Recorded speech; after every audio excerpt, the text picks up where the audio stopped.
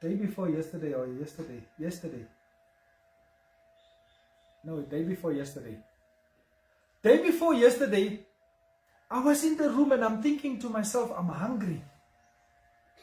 And it's early in the morning, né?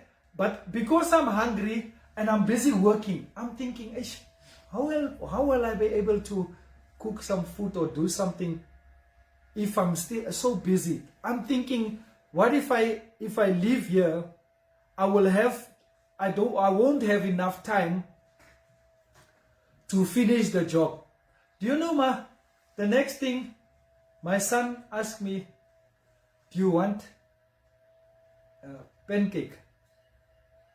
And I'm like, yo, and I'm really hungry now.